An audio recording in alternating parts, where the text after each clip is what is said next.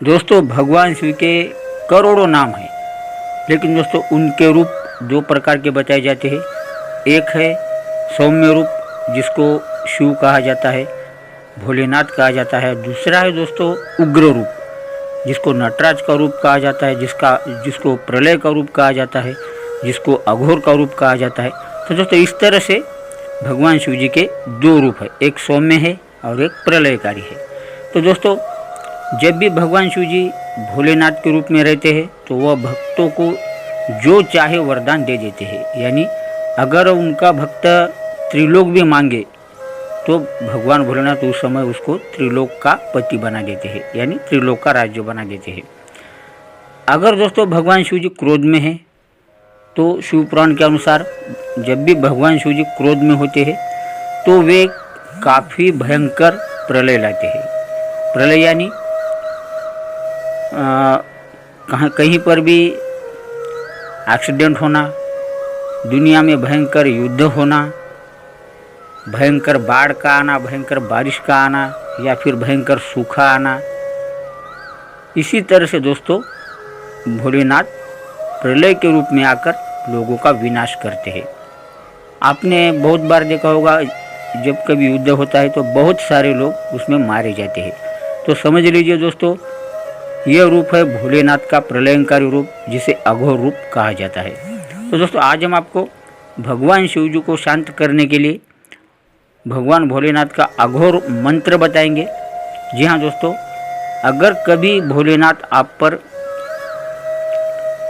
रुष्ट हो जाते हैं तो आपको यह मंत्र पढ़ना है। अगर आप डेली इस मंत्र का पाठ करते हैं तो भगवान शिव जी आप पर कभी भी रुष्ट नहीं होंगे, उनका क्रोध आप पर नहीं होगा और सदैव भगवान भोलेनाथ आपकी सभी संकटों से, सभी प्रकार के एक्सीडेंट से आपकी रक्षा करेंगे। आप जहाँ भी जाएंगे वहाँ आप खुशहाली से रहेंगे। जी हाँ दोस्तों, प्रलय दोस्तों बहुत ही भयंकर होता है। जब भी प्रलय आता है तो आपने प्रलय के बहुत सारे उदाहरण देखे होंगे, जैसे कि सुनामी, जैसे कि भूकंप आना, जैसे कि महायुद्ध होना। तो दोस्तों इसको प्रलय कहते हैं। तो इस प्रलय में से अगर बचना है तो भगवान शिव जी को सदैव उनका स्मरण करें, उनका ये मंत्र पढ़े। तो दोस्तों कितना भी भयंकर प्रलय हो पृथ्वी पर, भगवान शिव जी निश्चित ही आपका ज़रूर रक्षण करेंगे। तो दोस्तों चलिए जानते हैं अघोर मंत्र आपको किस प्रकार से जपना है, इसकी साधना किस तरह से करनी है। ऐसा कहा जाता है दोस्तों जो भी व्यक्ति इस अघोर मंत्र का जाप करता है उसे कोई भी नहीं मार सकता, कोई कष्ट नहीं दे सकता, उस पर कोई भी संकट नहीं आ सकता और आया संकट तो भी उसका कुछ नहीं बिगाड़ सकता। तो दोस्तों ये बहुत ज़बरदस्त मंत्र है अघोर मंत्र भगवान शिव जी का। तो दोस्तों चलिए जानते हैं ये मंत्र आपको किस तरह से पाठ करना है। दोस्तों शिव पुराण में तो यहाँ तक बताया गया है कि जो भी व्यक्ति, जो भी भक्त इस मंत्र का नित्य प्रति पाठ करता है तो उनको भगवान शिव जी की कृपा से लंबी आयु मिलती है। वह 100 से 150 साल तक बिना किसी बीमारी के, बिना किसी संकट के जीवन बिताता है। यानी उसकी उम्र लगभग 100 साल या 150 साल तक भी हो सकती है। तो दोस्तों अगर आप भी 100 साल जीना चाहते हैं, बीमारी से दूर रहना चाहते हैं, संकटों से दूर रहना चाहते हैं, प्रलय से दूर रहना चाहते हैं, तो इस अघोर मंत्र का ज़रूर जाप करें। तो दोस्तों चलिए जानते हैं इसकी साधना आपको किस तरह से करनी है। दोस्तों इस साधना की शुरुआत कृष्ण पक्ष की शिवरात्रि के दिन आपको करना है। कृष्ण पक्ष के शिवरात्रि के दिन आप सुबह शाम को 9 बजे के बाद स्नानादि से पवित्र होकर आप एक शुद्ध वस्त्र पहने जो कि सफ़ेद रंग का होना चाहिए। बैठने के लिए सफ़ेद रंग का आसन ले, अपने सामने चौकी रखे, चौकी पर भगवान शिव जी का शिवलिंग रखे, उसके बाजू में वीरभद्र की मूर्ति रखे, उसके बाजू में अग्नि के रूप में थोड़े से अक्षत डाले। इसके बाद नंदी का वहाँ पर नंदी को स्थापित करें और शिव के दाएं बाजू में भगवान विष्णु को स्थापित करें। इसके बाद दोस्तों आप अष्टदिशाओं का भी वहाँ पर अष्टदिशाओं को स्थापित करें चावल के रूप में। इसके बाद अगला आपको करना है दोस्तों, अष्टदिशा के बाद आपको 8 ऐसे ढेले डालने हैं चावल के जो अष्ट भैरव के रूप में होनी चाहिए, यानी अष्टभैरव का रूप समझकर आप चावल के 8 ढेले वहाँ पर डालें।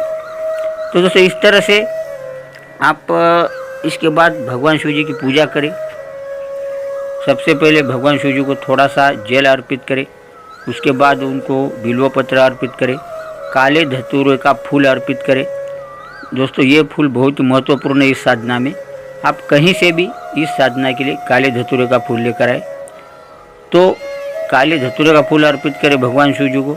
इसके बाद दोस्तों भगवान शिव जी को आप चूरमे का नैवेद्य अर्पित करें, और चूरमे का नैवेद्य अर्पित करने के बाद आप रुद्राक्ष की माला लेकर इस मंत्र का आप 21 माला जाप करें प्रतिदिन।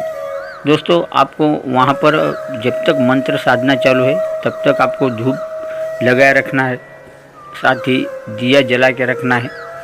तो दोस्तों इस तरह से आप रुद्राक्ष की माला पर इस शक्तिशाली अघोर मंत्र का 21 माला पाठ करें प्रतिदिन। मंत्र है ओम नमो महाविक्रालाय प्रलयंकारी अघोराय मम रक्षे रक्षे स्वाहा। तो दोस्तों यह मंत्र बहुत ही शक्तिशाली है अपने आप में।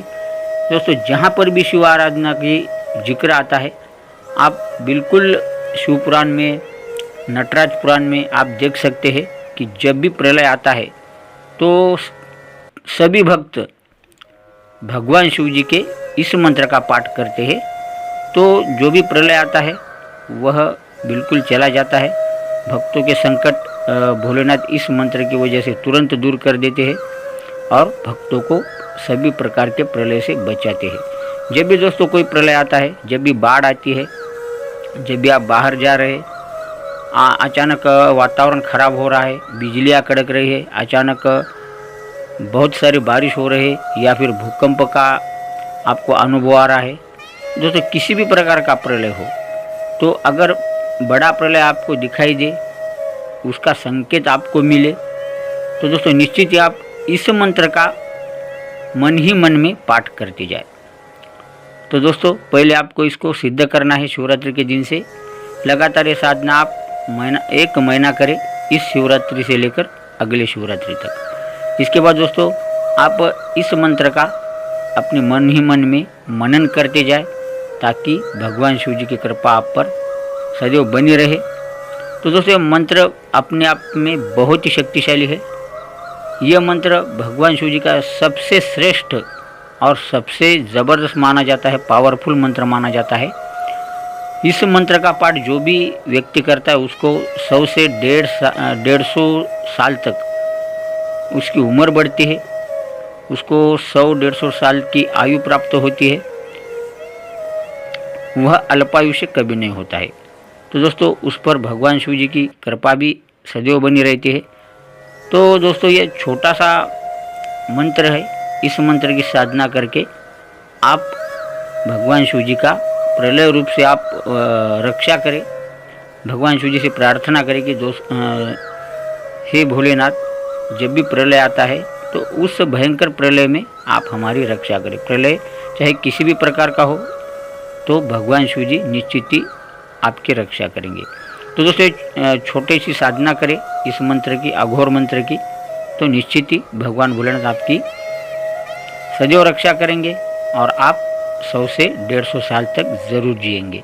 तो दोस्तों वीडियो कैसा लगा कमेंट में ज़रूर बताएं। वीडियो को ज़्यादा से ज़्यादा लाइक शेयर करें, कमेंट में जय भोलेनाथ लिखना ना भूलें। तो दोस्तों मिलते हैं अगली वीडियो में एक और नई जानकारी के साथ। ये वीडियो देखने के लिए आपका बहुत बहुत